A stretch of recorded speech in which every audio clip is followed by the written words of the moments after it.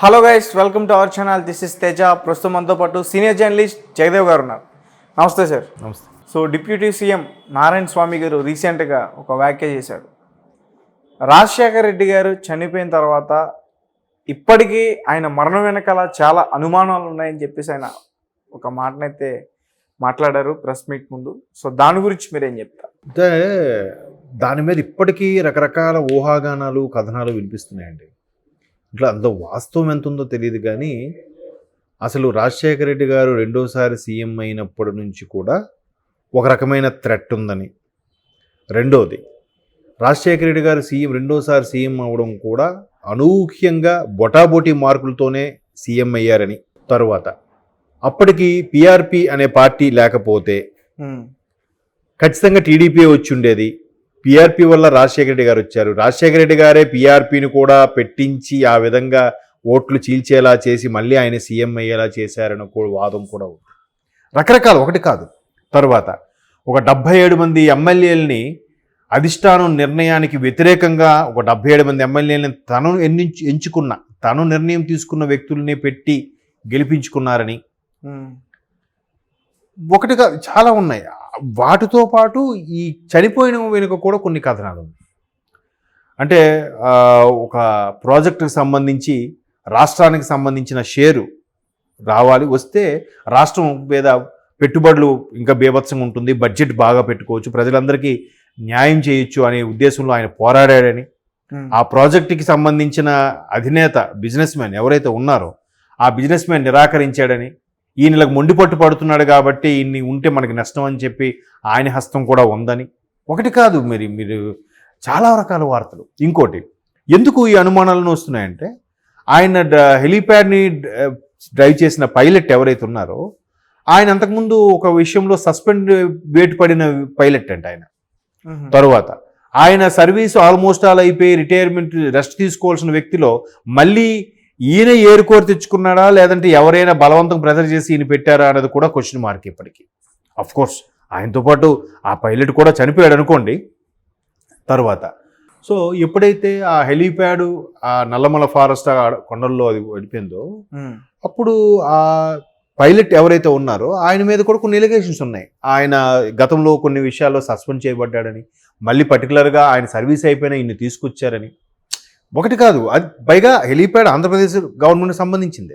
అయితే ఆ రోజు పొద్దున్న బయలుదేరే అంశంలో కూడా సార్ వాతావరణం బాగాలేదు, మీరు ఇవాళ బయలుదేరకూడదు, మధ్యాహ్నం నుంచి పోస్ట్పోన్ చేద్దాం లేదంటే రేపు పోస్ట్పోన్ చేద్దాం అంటే, ఆయన పని విషయంలో మొండి మనిషి కాబట్టి నేను రచ్చబండ ఈరోజు స్టార్ట్ చేద్దామని, ఇప్పుడు రేవంత్ రెడ్డి గారు ఏదైతే ప్రజాపాలన అనుకున్నారో అట్లాంటి కార్యక్రమం అది, రచ్చబండని స్టార్ట్ చేయాలనుకున్నాను, అట్ ఎనీ కాస్ట్ నేను అక్కడ ఉండాల్సిందే అని అనంతపూర్ ఇక్కడ బయలుదేరి సరిగ్గా నల్లమల్ల ఫారెస్ట్ మధ్యలో వెళ్ళేసరికి ఇంకా సిగ్నల్స్ కనెక్ట్ అవ్వలేదు, స్క్లాష్ అయిపోయింది.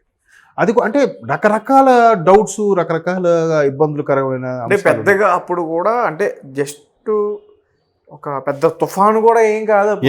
అవును. అయితే ఏంటంటే అంటే జస్ట్ మబ్బుగా ఉంది, మబ్బు వేసింది అనే సందర్భమే తప్ప ఉదయం 7 గంటలకు ఎప్పుడుకో బయలుదేరి వెళ్ళింది. తర్వాత 10:30-11 కల్లా మీడియాకు న్యూస్ వచ్చేసింది, ముఖ్యమంత్రి రాజశేఖర గారి బయలుదేరిన హెలికాప్టరు ఆచూకీ దొరకట్లేదు. 1 డే అంటే ఆల్మోస్ట్ ఆ రోజు నైట్కి క్లారిటీ వచ్చింది, కానీ ఎక్కడ డిక్లేర్ చేయలే చనిపోయారు అన్నట్టుగా. ఈలోగా చాలామంది ప్రజలు ఆర్తనాదాలు చేశారు, అభిమానులు బోర్ను ఏడ్చారు, చాలామంది మొక్కులు మొక్కారు. ఆ శ్రీశైలం మల్లన్న సాక్షిగా మళ్ళీ రాజశేఖర వస్తే మేము తలనీలా సమర్పిస్తామని, చాలా అంటే బేభత్సంగా ఉంది ఆ పరిస్థితిలో. బట్ తెల్లారేసరికి ఎక్కడో మొక్కలు దొరికాయి. ఈవెన్ ఆయన దొరికిన డెడ్ బాడీ కూడా ఆయనదా కాదా కూడా తెలియని పరిస్థితి అయిపోయింది ఆఖరికి. చాలా చాలా అంటే ఆ సమయంలో నిజంగా ఈ పార్టీ ఆ పార్టీ, ఆ వ్యక్తి ఈ వ్యక్తి అని లేకుండా పార్టీలకు అతీతంగా, సామాజిక వర్గాలకు అతీతంగా ప్రతి ఒక్కరు కూడా బోరును విలపించారు. అంటే ఆయన పరిపాలన కూడా అలా ఉంటుంది. ఇప్పుడులాగా మరీ పర్సనల్గా వెళ్ళిపోయి మాట్లాడడం అవి కాదు. పరిపాలన అంటే రాజకీయమే అంతే. ఆ అసెంబ్లీ వరకు సాక్షిగానే దుయ్యబట్టడం ఏదో మాట్లాడడం, కానీ మరీ పర్సనల్గా ఏమై ఆడు ఈడు సన్నాసి ఇలాంటి పదాలు ఉండేవి కాదు. జంటలుగా ఉండేవారు మంత్రులు కూడా. ఉమ్మడి ఆంధ్రప్రదేశ్. సరే, ఒక్క మనిషి లేకపోవడం మొత్తం తారుమారైపోయింది. వెంటనే తెలంగాణ ఉద్యమం పీక్కి వెళ్ళిపోయింది. ఆ తర్వాత రోషయ్య గారు వచ్చారు, ఆయన తట్టుకోలేక ఆయన రిజైన్ చేసేసారు. తర్వాత అధిష్టానం అనూహ్యంగా కిరణ్ కుమార్ రెడ్డి గారిని పెట్టింది.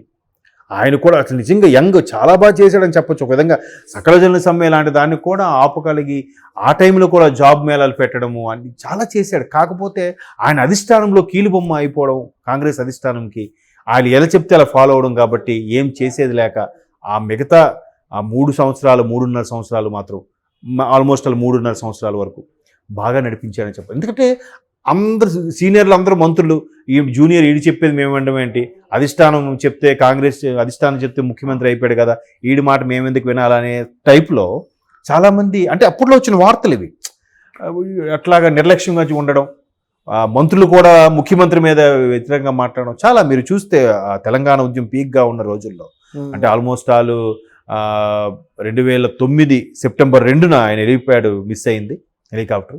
3న చనిపోయారని డిక్లేర్ చేశారు. ఆ తర్వాత సుమారుగా 6 నెలల్లో సంవత్సరం పాటు రోషయ్య గారు ఉన్నారు, 10 వరకు అంతవరకు. ఆ తర్వాత కిరణ్ కుమార్ రెడ్డి గారు 10 తర్వాత నుంచి 10 లాస్ట్లో నుంచి ఆల్మోస్ట్ 14 వరకు కూడా.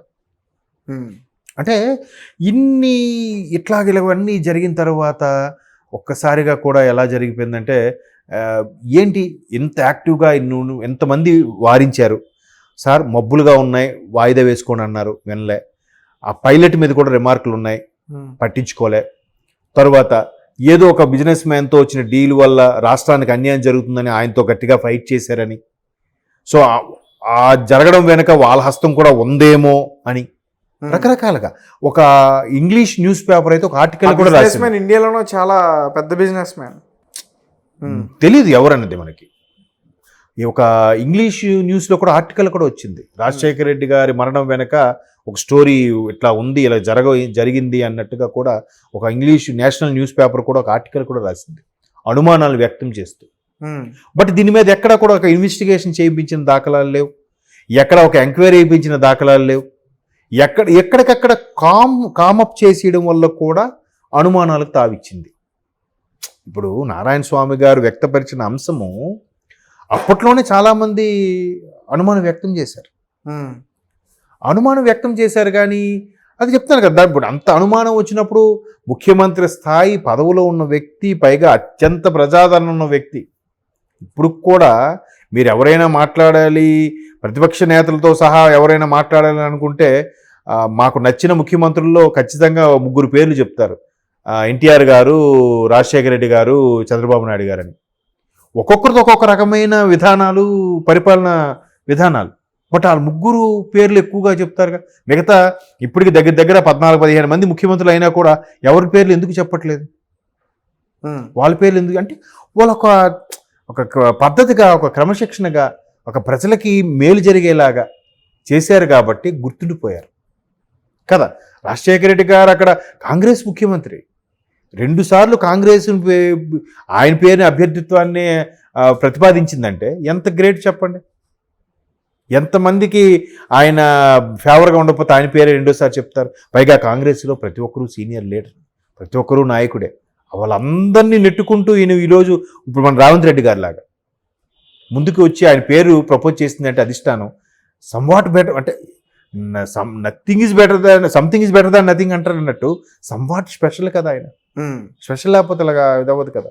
సో అటువంటి వ్యక్తి చనిపోయినప్పుడు కూడా ఒక ఎంక్వైరీ కానీ ఇన్వెస్టిగేషన్ కానీ ఏం అవ్వలేదు. అండ్ మోర్ ఓవరు ఈ ఫ్లైట్లో కానీ హెలిప్యాడ్లో కానీ కాక్పిట్ బాక్స్ అని ఒకటి ఉంటుంది, అంటే ఇలాంటి ప్రమాదాలు జరిగినప్పుడు వాటిని రికార్డ్ చేస్తుంది అది బై డిఫాల్ట్ ఆటోమేటిక్గా సెన్సార్స్ ద్వారా. ప్రమాదం జరిగినప్పుడు వాయిస్ అది ఎట్లా అంటే, ఫర్ ఎగ్జాంపుల్ ఇప్పుడు మనకి రూమ్లో ఫైర్ సెన్సార్లు ఉన్నాయి. ఫైర్ సెన్సార్లు ఉన్నప్పుడు ఆటోమేటిక్ వాటికి జస్ట్ పొగ తగిలితే చాలు, ఏ పొగవైనా డీప్గా దానికి పొగ తగిలిందంటే వెంటనే దాని నుంచి వాటర్ ఫ్లష్ అయిపోతుంది. కొన్ని ఫైర్ ఎక్స్టింగ్విషర్స్ ఉంటాయి ఫైర్ సంబంధించిన. ఆ ఎక్స్టింగ్విషర్స్ ఏంటంటే ఒక్కోసారి వాటికి కూడా ఇలాగ పొగ కానీ ఏదైనా కొంచెం హీటు, ఒక మినిమం టెంపరేచర్ దాటి, ఒక ఆల్మోస్ట్ 20-25 టెంపరేచర్ దాటి ఏమాత్రం హీట్ తగిలినా అది వెంటనే బ్లో అవుట్ అయిపోయి దాని నుంచి పౌడర్ వెదజల్లడము, లేదంటే CO2 కార్బన్ డైఆక్సైడ్ బయటికి రావడము, అట్లా ఉంటే ఒక ప్లాన్ చేస్తారు, సెన్సార్లు ఉంటాయి. సో ఇది కూడా కాక్పిట్ లాంటిది. అట్లాంటి ప్రమాద హెచ్చరికలు జారీ అయినప్పుడు ఆటోమేటిక్గా అక్కడ లోపల జరిగే కన్వర్జేషన్ కానీ ఏమైనా రికార్డ్ చేస్తుంది. అది కూడా దొరికిందని దొరకలేదని అది కూడా స్మాష్ అయిపోయిందని రకరకాల అంటే వార్తలు. దొరికితే దాన్ని మాయం చేశారని అన్నారు. ఎస్, మాయం చేశారు. అండ్ మోర్ ఓవర్ అక్కడ మాయం చేసే ముందు ఏటీసీ, ఎయిర్ ట్రాఫిక్ కంట్రోల్కి సిగ్నల్స్ వెళ్తాయి. అది ఏది రికార్డు, ఆ ఎయిర్ ట్రాఫిక్ కంట్రోల్లో కూడా కొన్ని రకాల వార్తలు వినబడ్డాయని, కొన్ని రకాల వాయిస్లు వినబడ్డాయని, ఆ వాయిస్ని ఎందుకో బయటికి తీసుకురాలేదన్నట్టు కూడా ఉన్నాయి. ఇన్ని అనుమానం మీద మేబీ మళ్ళీ వాళ్ళు దాన్ని ఎందుకు లేవనెత్తారన్నది ఇంకా పార్టీ ప్రయోజనాల కోసమో రాజకీయ ప్రయోజనాల కోసం తెలియదు, కానీ అనుమానాలు అయితే మాత్రం ఇప్పటికీ అలాగే ఉన్నాయి.